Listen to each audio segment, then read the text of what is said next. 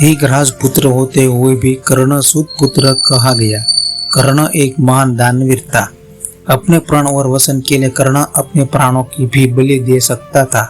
पांडवों की शिक्षा खत्म होने के बाद आयोजित रंगभूमि में आकर कर्ण अर्जुन को ललकारता है कि अगर वह संसार का सर्वश्रेष्ठ धनुर्धर है तो वो उससे मुकाबला कर ते सिद्ध करे। कर्ण एक सूत के घर पला बढ़ा होता है, इसीलिए उसे सूत पुत्र समझकर अर्जुन से मुकाबला नहीं करने दिया जाता है। पांडवों के प्रखर विरोधी दुर्योधन को यह एक अवसर दिखता है और वह फौरन कर्ण को अंग देश का राजा घोषित कर देता है और कर्ण को अपना मित्र बना लेता है। दुर्योधन के इस कृत्य से कर्ण ने दुखते घाव पर मरहम लगा जाता है, लेकिन समय सीमा खत्म होने के कारण रंगभूमि में कर्ण अर्जुन का मुकाबला टल जाता है। पांडवों और कौरवों के अंतिम निर्णायक युद्ध के पहले भगवान कृष्ण कर्ण को यह भेद बताते हैं कि तुम एक पांडव हो और कुंती के श्रेष्ठ पुत्र हो। इस रहस्य को जानकर भी कर्ण अपने मित्र दुर्योधन से बात घात कर अपने भाइयों की ओर नहीं जाता है। दिव्य कवच कुंडल के साथ कर्ण अजय था और महाभारत युद्ध में पांडव कभी उसे परास्त नहीं कर पाते।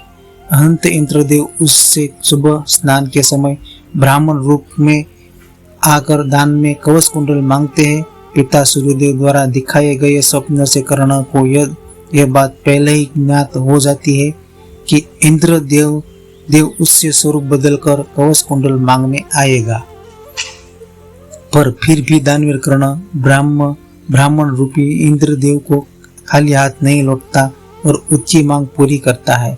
इस देव कवच कुंडल के बदले में कर्ण को एक शक्ति अस्त्र प्रदान करते हैं जिसका इस्तेमाल सिर्फ एक बार किया जा सकता था और उसका कोई काट नहीं था। युद्ध के दौरान भीम का पुत्र घटोत्कच कौरव सेना को तीनों की तरह उड़ाया जा रहा था। उससे दुर्योधन को भी लहूलुहान कर दिया। तब दुर्योधन सहायता मांगने कर्ण के पास आया। कर्ण शक्ति अस्त्र सिर्फ अर्जुन पर इस्तेमाल करना चाहता था, पर मित्रता से विवश होकर उसे वह अस्त्र भीम पर घटोत्कच पर चला दिया और उसका अंत कर दिया और इस तरह अर्जुन सुरक्षित हो गया। अपने हाथ दो सांपों का बोझा से लेकर चल रहे कर्ण को यह बात पता थी कि जहाँ धर्म है वही कृष्ण होते हैं और जहाँ कृष्ण है वहीं विजय भी होती है। फिर भी उसने न दुर्योधन के एहसास भूलकर उससे घात किया और न ही अपनी दानवीरता से कभी पीछे हटा। सार हो सकते तो किसी के ऋणी मत बनो, और एक बार अगर किसी के ऋणी बन ही जाओ तो ऋण चुकवाने में आनाकानी मत करो। अगर कोई कुछ मांगने आ जाए तो उसे निराश नहीं करना चाहिए। जितना संभव हो उसकी मदद करनी चाहिए। मित्रों, आप इस चैनल पर नए हो तो चैनल को सब्सक्राइब जरूर कर दीजिए प्लीज।